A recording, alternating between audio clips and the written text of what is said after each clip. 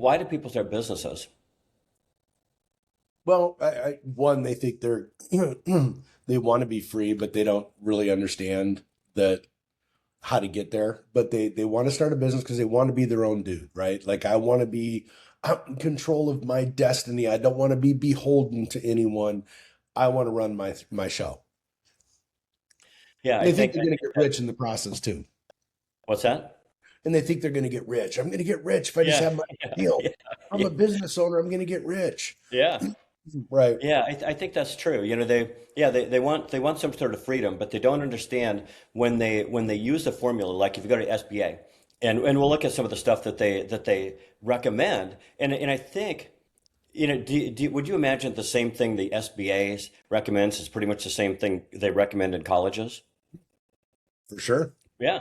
So these people who want freedom and they're looking for how do I do it? How do I do it? Well, let's go to the place that knows. Hmm. Let's go to the Hmm. source.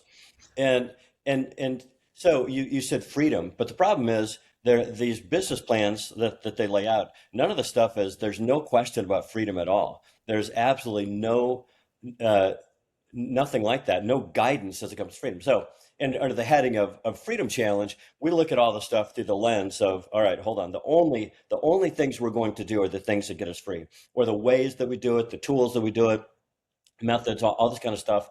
The only way we do it. So let's just look at some of the stuff that they tell you to do, and we'll go, well, maybe that works that way, and maybe it doesn't. So if you'd all open your hymnals to let's see. So I'm on SBA.gov, and so you can see all this stuff, and so you can browse topics like let's see let's well so they've got four sections here: plan your business, launch your business, manage your business, grow your business. All right. So I think that's all they have. Yeah, and they have free business counseling, guaranteed loans. Actually, Chuck and I have used SBA for business loans. I wouldn't recommend it. We're so bright we did it twice. We didn't like it the first time, so we did it again. Because the big advantage to using SBA for a business, we bought it for business real estate. There you go. Excellent. Thank you, Ian. Uh, so we bought it for business real estate You're welcome. because you can put 5% down and so 5% down. So it's like the downstroke is light. The problem is dealing with them afterwards. You have to report to them on a regular basis. They don't necessarily, when we buy something, like we've sold things before, we've sold real estate.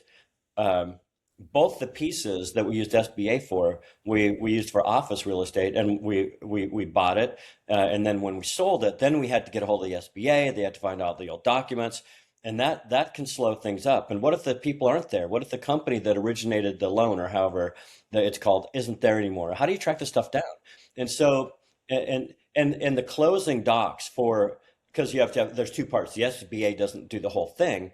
You go to a bank, you go to the SBA and a bank. And so it's kind of a 50-50 deal.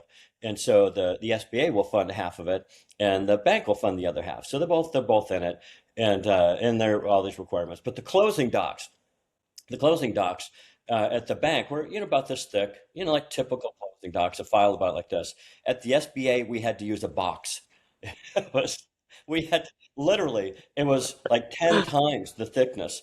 Yeah, I had a little banker's box, or we had a little banker's box, and that's where you kept all the docs. And it was, anyway, so there's a lot more paperwork when you're dealing with the government. Surprise, surprise. But anyway, so so Ian, if you scroll down a little bit Hmm. and go to the first where it says browse topics. So plan your business. So let's just, for fun, click on plan your business. And then we go, all right, so market research, competitive analysis, write your business plan, calculate your startup costs, establish business credit, fund your business, buy an existing business or franchise. There's a lot of stuff here. So when somebody comes into this and they go, okay, market research and competitive analysis, let's just for fun, I haven't looked at this, but click that and open it.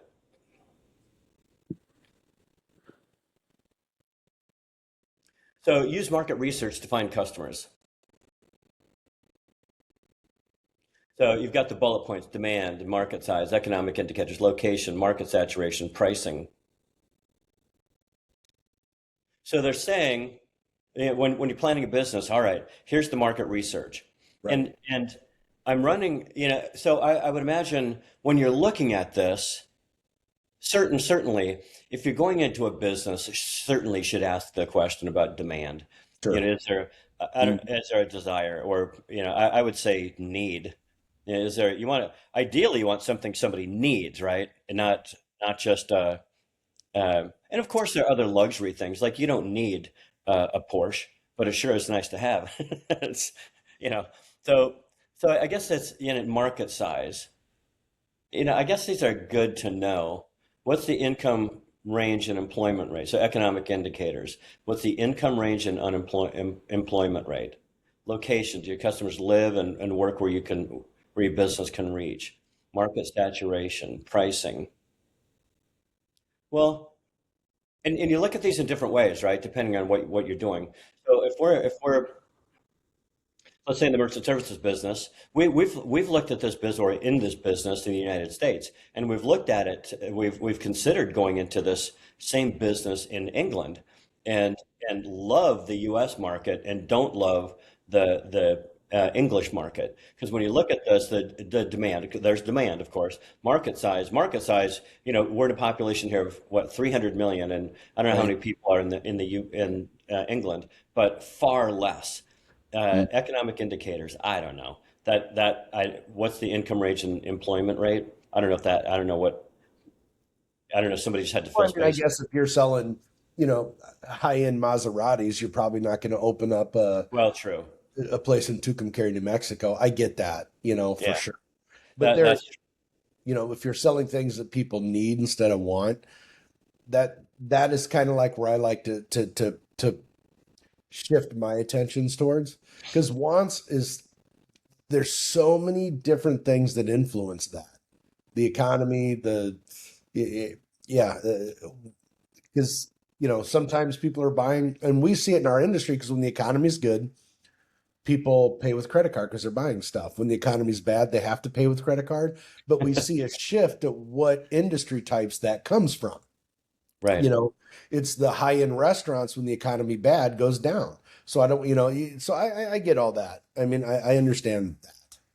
It's interesting too when, um, like right now, gas prices are high, and Hmm. it's interesting too when gas prices are high, people buy less gas, but they pay a lot more for it. So, Right. inflation for our industry does it sort of offsets things. Right. People pay more, but they buy less. So it's a bit of an inflation resistant industry, which is really Hmm. nice, where you see, and I would imagine, well, I don't know, like a gas station, I would imagine they're making less profit because people are buying a little bit less, and I don't know if they have any more margin when you just pay $5 per gallon rather than 2.50. I Right. don't, I don't, I don't know if they have any more margin or not. Yeah. Anyway, I don't know. and when where are we going with all this stuff? Hmm. So if we're looking at through the a freedom lens, uh, I think it's different. Like in different businesses look at things differently. And if I in the business that we're in, where I would look at all of this. First thing I'd want to do is before I go into any of this stuff, what I'd want to do is go, well, where do I want to end up? One of the things that everybody misses in business plans, they don't teach you this. Nobody ever mentions it. They go, well, what are you really trying to build? So one of the things we look at is we go, well, where do we want to go in life?